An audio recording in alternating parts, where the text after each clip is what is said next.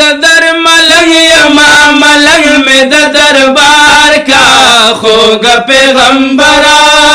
خوږ پیغمبره یا خادم مې د پیزار کا خوږ پیغمبره یا خادم مې د پیزار کا. که صورت د محمد نوی پیدا که صورت د محمد نوی پیدا کړي به خدای نو دا دنیا کل جهان د محمد له روی پیدا شو محمد شو د تمام جهان ابا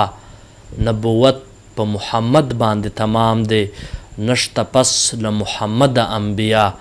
په صورت کې پیدا شوی آخرین دی په معنی کې اولین د لهر چا زه رحمان د محمد د در خاکروب یم که مې خدای نکړي له دې در جدا. ډیرو ګرانو کتونکو زه یم د تاسو کوربا نصیر مروت او خپرونه ده صدای مداح. دا خپرونه د ما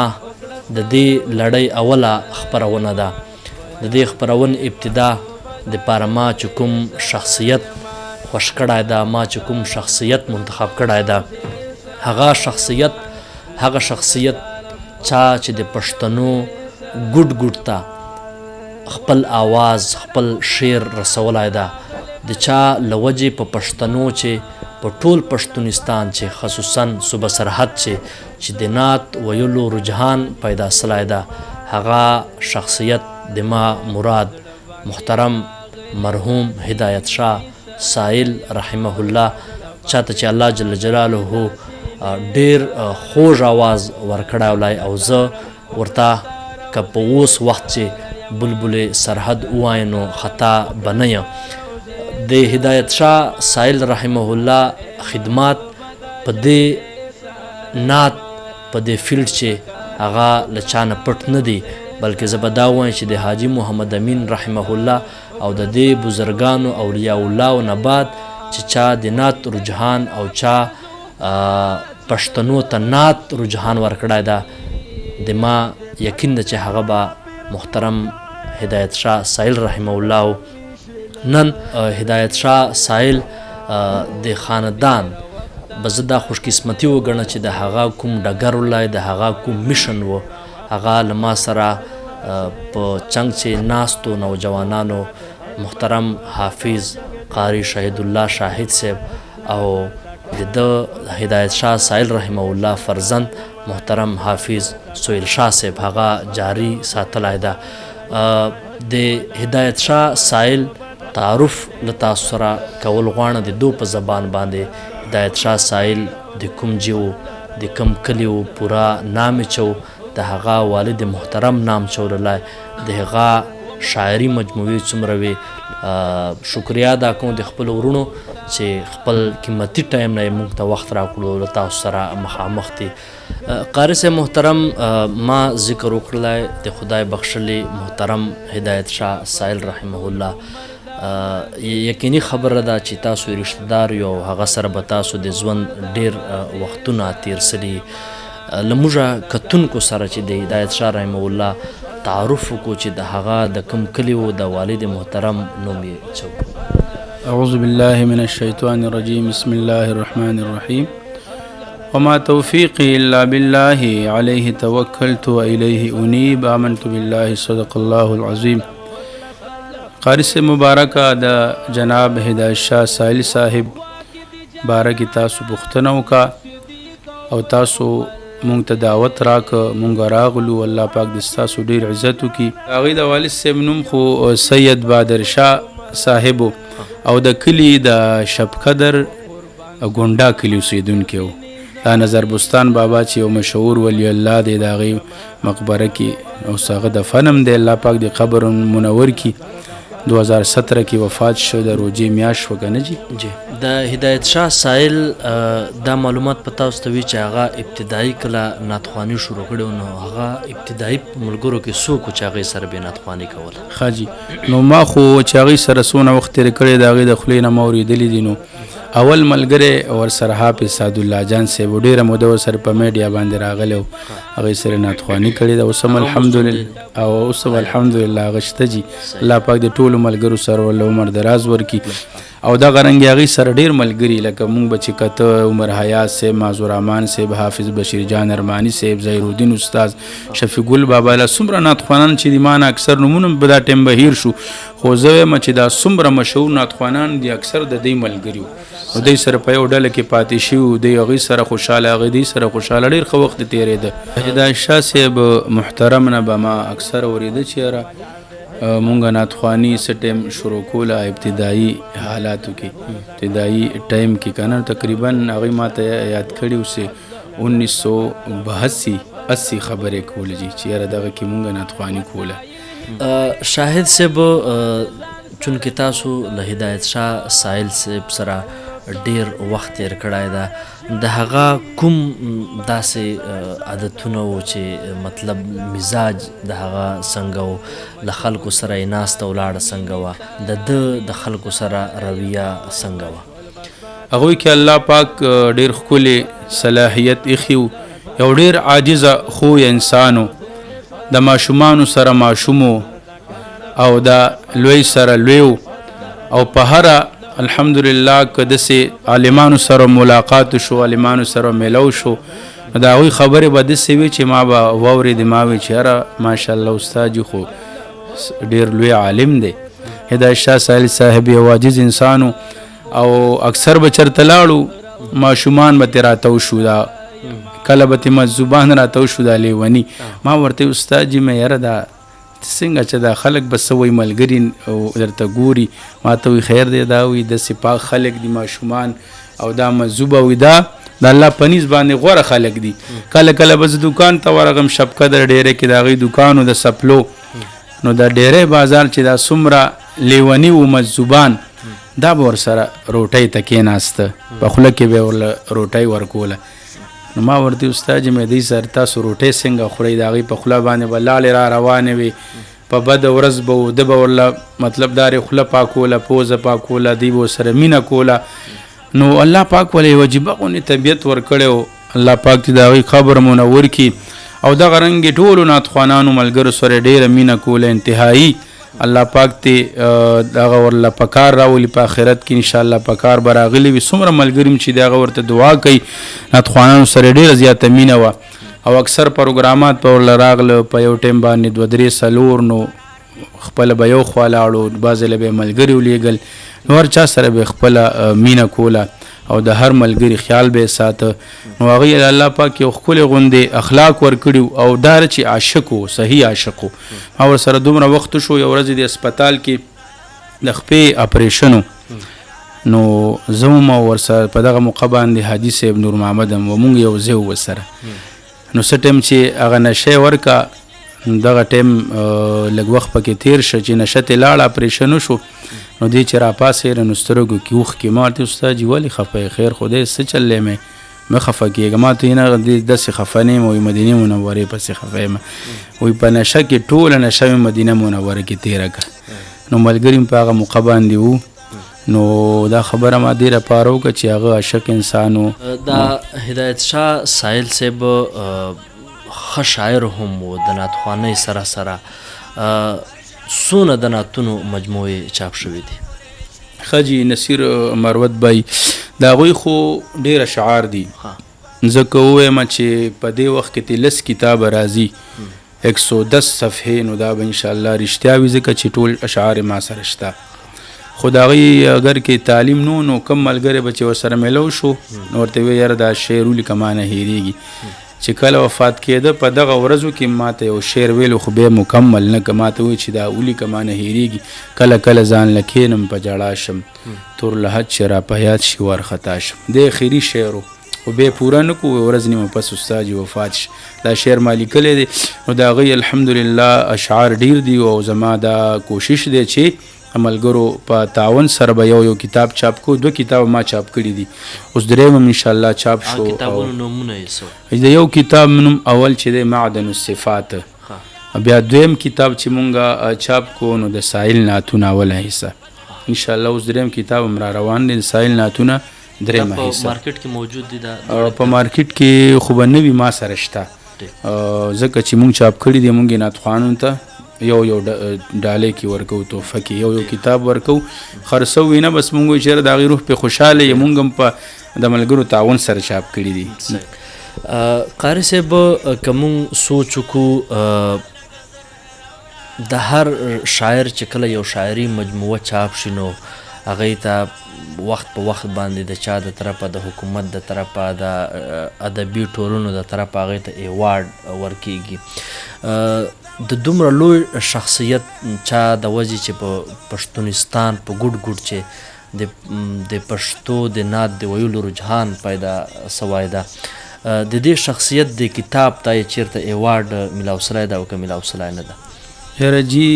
نه دی میلاو شوی او د ساحل صاحب کتابونه خو چاپ شوي دي خو بس نه پې حکومت مطلب دار مخکې ځي پرمختګ کوي نه پې دا نور ملګري زموږ د هغې نه الحمدلله څه تم هم نشته ځکه چې الله پاک ډېر غني باچا دی او دا به نه پاتې کېږي دا ټول کتابونه به موږ انشاءالله د ملګرو په مرسته چاپ کوو. د کتاب د ایوارډ نه میلاو شوی نو ظاهره خبره چې هغې کورنۍ سره خو بیا د حکومت د طرفه څه دغه هم نه وي شوی ځکه چې یو سړی د کتاب ته ایوارډ نه میلاوي نو خاندان سره به بیخي چېرته مرسته نه وي شوې. نه جي نه ده شوې جي نه ده شوې. نو کتونکو دا به زه دا وایم چې لکه دا د افسوس خبره هم ده چې یو دومره لوی عاشق رسول چا چې د رسول الله مبارک په مدحه کې ډیر زیات نعتونه لیکلي دي چا د وجې چې د پښتو د نعت د ویلو رجحان پیدا شوی د هغه کتاب ته اوسه پورې ایوارډ هم نه ده میلاو شوی او د ایوارډ خبره خو به وروسته وي د هغې د خاندان سره اوسه پورې د حکومت د طرفه چېرته مرسته هم نه ده شوې. نو زه وایم چې که چېرته یو طرف ته د فن د موسیقي د دنیا سره تړلي خلک دا مطالبه کولی سي چې د ما د فنکار ته ایوارډ نه میلاویږي د ما د فنکار ته فنډ نه میلاویږي نو زه یم چې په دې په مطالبې چې به موږ حق په جانب یو چې موږ یو عاشق رسول یو لوی شاعر او د رسول الله مبارک مداح ته د دې ایوارډ مطالبه هم کولی شو او دا حق هم موږ لرو. قاري صاحب محترم د مرحوم هدایت شاه سایل رحمه الله نعتونه هغه خو ډیر زیات مشهور و داسې کوم یو نعت چې هغه د پښتنو په ګوټ ګوټ ته رسېدلی هم وي او د هغه نعت مبارک چې ډیر مشهور وي هغه به کوم نعت وي چې سهیل قاري صاحب او تا زمزمه کړو موږ کتونکو سره چې هغه نعت مبارک شریک کړو؟ صحیح دی جي انشاءالله. د ساحل صاحب خو ډېر نعتونه مشهور دي او مختلفو موضوعاتو باندې په قبر باندې لیکل کړي دي د علماو شان کې لیکل کړي دي مکه معظمه ډېره ستایلې ده مدینه منوره ستایلې ده خپل جانان سره مخامخ ډېره تصور کې گفتگو کړې ده خو دې کې یو مشهور نعت چې زما خپله ډېر خوښ دی او دا اکثر د خیبر پښتونخوا نه عیل انجاب کې هم ډېر ویلی کېږي ستاره در ملنګ یم ملنګ میره دربار زه یو ورځ یو پروګرام ته تللی وم یو پنجابي ویلو نو پښتو یې همداسې ګډه وډه ویله خو بیا هم د خپل مینې اظهار یې کوو ما وایي چې اخره کې وایي زه هدایت شاه یم هغه دغه ووایي د دوی کسر ووایي نو ما یې والله ماشاءالله د استاد کلامونه دلته هم رارسېدلي دي نو دا به درته انشاءالله ووایو مختصره غوندې بسم الله الرحمن الرحیم. ستا د در ملنګ یما ملنګ مې د دربار کا خوږ پیغمبره خوږ پیغمبره یا خادم مې د پیزار کا خوږ پیغمبره یا خادم مې د پیزار کا ستا د در ملنګ یما ملنګ مې د دربار کا خوږ پیغمبره خوږ پیغمبره یا خادم مې د پیزار کا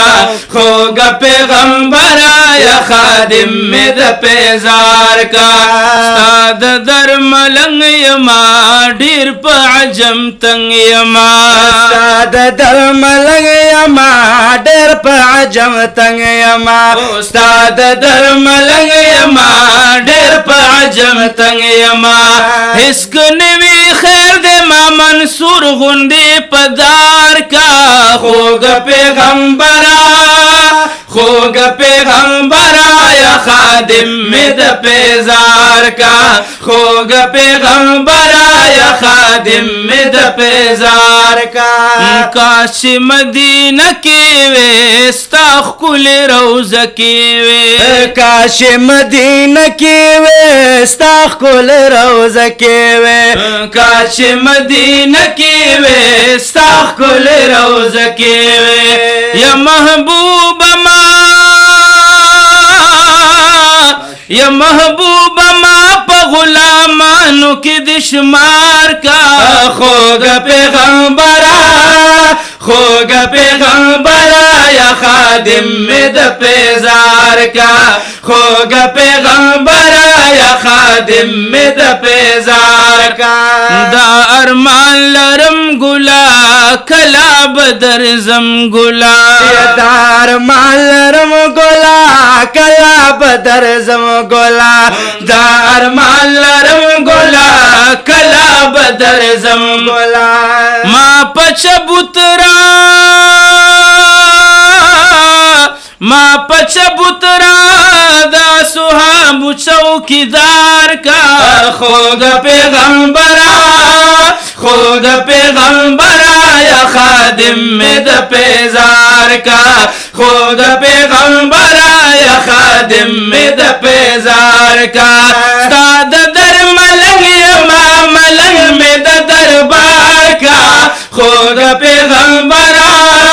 خوگا پیغمبرا یا خادم میں دا پیزار کا خوگا پیغمبرا یا خادم میں دا پیزار کا